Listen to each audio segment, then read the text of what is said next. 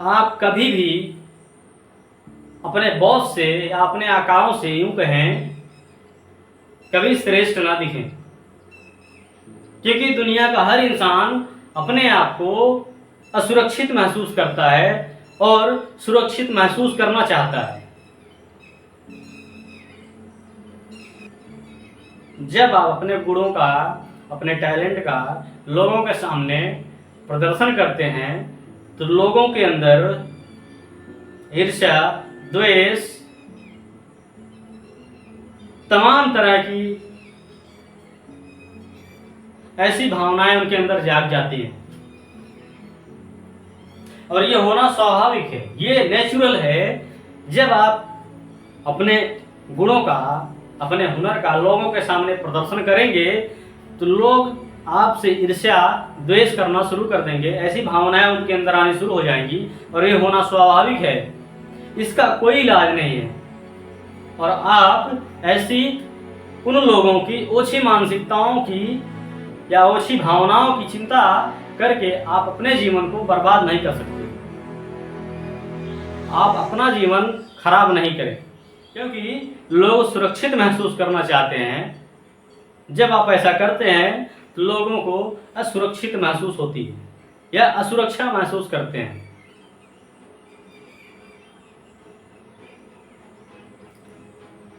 क्योंकि अगर मैं बात करूं कि लुई 14वें और मेडिसी युग के बाद ये भूल करने की भूल ना करें कि युग बहुत बदल चुका है।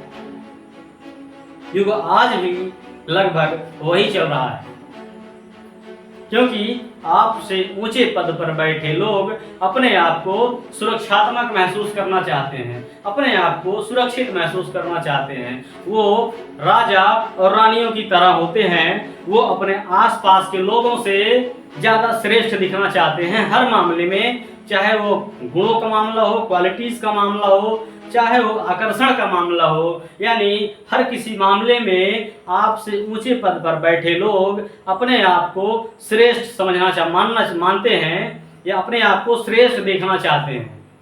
जब आप उनके सामने अपने गुणों का प्रदर्शन करते हैं तो वो अपने आप को असुरक्षित महसूस करते हैं जब आप ऐसा करना शुरू करते हैं।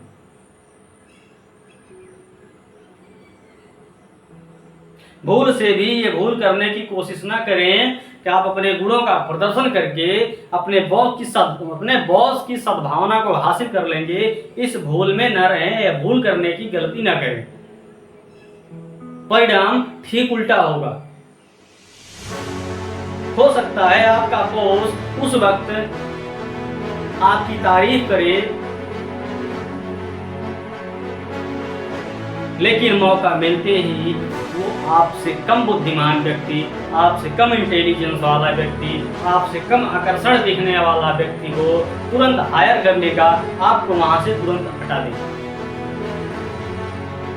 अगर आप ये गलती करते हैं, अगर ये सोचते हैं कि मैं अपने गुणों का प्रदर्शन करके अपने बॉस की सद्भावना को हासिल कर लूंगा, तो आपके लिए खतरा बन जाएगा।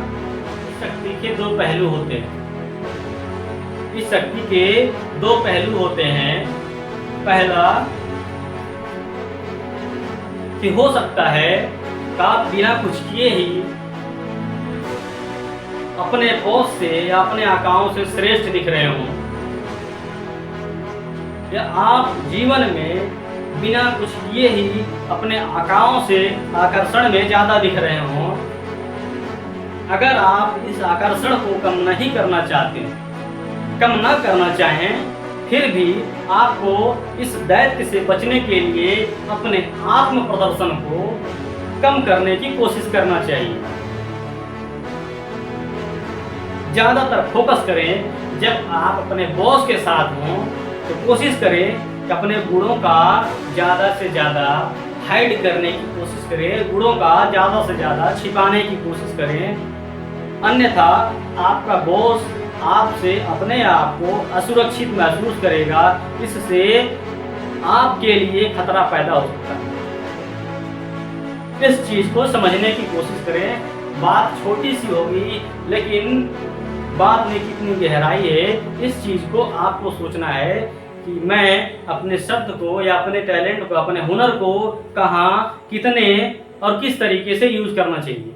अगर मैं बात दूसरे पहलू की करूं कि हो सकता है कि आपको ऐसा प्रतीत हो, ऐसा लगता हो कि आपका बॉस आपसे प्रेम करता है, तो ये भूल करने की भूल न करें। इस वहम में आप ना रहें कि आपका बॉस आपसे प्रेम करता है। मैं बात दूसरे पहलू की करूं तो भूल से भी इस भूल में न रहें कि आपका बॉस आपसे प्रेम करता है।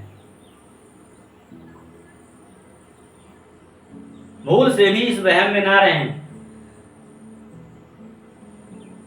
क्योंकि ऐसे कई लोगों के ऊपर या कई मोचड़ों के ऊपर इस तरह की किताबें लिखी जा सकती हैं कि उनको लगता था कि बॉस मेरे से प्रेम करता है, मेरे से ज्यादा लगाव है मेरे बॉस का।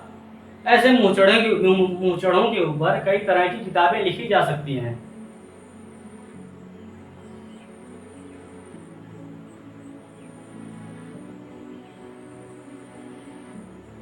उनको ऐसा लगता था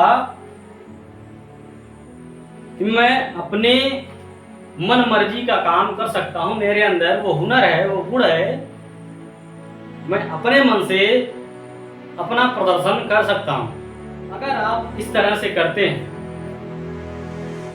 अगर आप इस तरह का काम करने की कोशिश करते हैं कि बॉस आपसे प्रेम करता है, आप अपनी मनमर्जी का काम कर सकते हैं, किसी भी तरह का आप हुनर अपना दिखा सकते हैं, इससे आप बॉस की नज़रों में आ जाएंगे, बॉस आपको नोटिस करने लगेगा, तो इससे आपको खतरा बढ़ेगा। ऐसा काम करने से आपके लिए खतरा है, क्योंकि आप जब बॉस की नज़रों में आ जाएंगे, बॉस अपने आप को असुरक्षित महसूस करने लगेगा और लास्ट में मौका मिलते ही वो आपसे कम बुद्धिमान व्यक्ति, कम इंटेलिजेंस वाले, कम आकर्षण दिखने वाले व्यक्ति को फायर कर देगा। तो खतरा आपके लिए भी है। इसलिए कहते हैं कभी भी अपने बॉस से श्रेष्ठ दिखने की कोशिश ना करें। इन नियमों को जानने के बाद आप बॉस की चापलूसी करना शुरू कर दें। प्रत्यक्ष चापलूसी असरदार होती है, लेकिन इनकी कुछ सीमाएं होती हैं, और जब आप ऐसा करते हैं तो आप कई दरबारियों के नज़र में आ जाते हैं ऐसे, तो वो दरबारी भी आपसे ईर्ष्या करना शुरू कर देते हैं।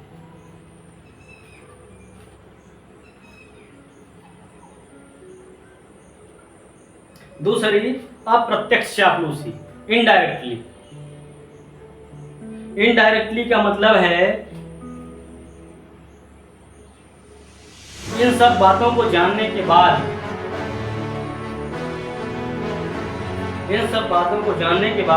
आप बॉस के सामने ऐसा प्रदर्शन करें जैसे आपको कुछ नहीं आता। इन सब बातों को जानने के बाद इस तरीके से व्यवहार करें, इस तरीके से अपना प्रदर्शन करें जैसे आपको कुछ नहीं आता हो, आपको बॉस की जरूरत है, या ऐसे हानि रहित काम करें जिनसे आपको आगे चल के कोई नुकसान ना हो और आप बॉस की मदद मांग सकें या आप अपने बॉस से हेल्प ले सकें। और जब आप अपने बॉस के उस अनुभव के खजाने से मदद नहीं मांगते हैं, इस बात से बॉस को भी चिढ़ होती है।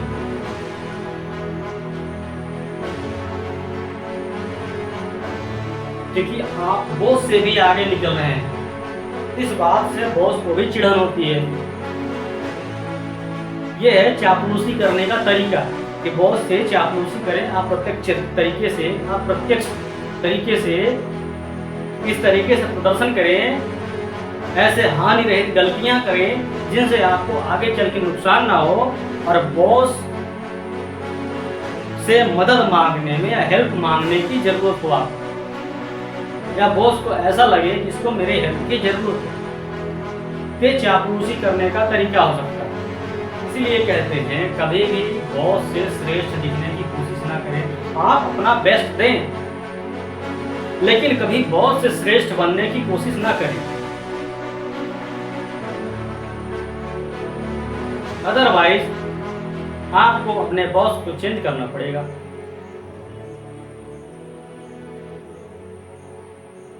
बॉस को चेंज करना पड़ेगा तो काम को चेंज करना पड़ेगा।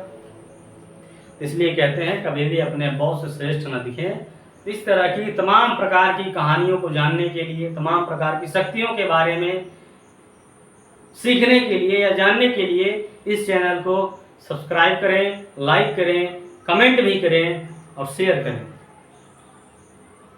धन्यवाद।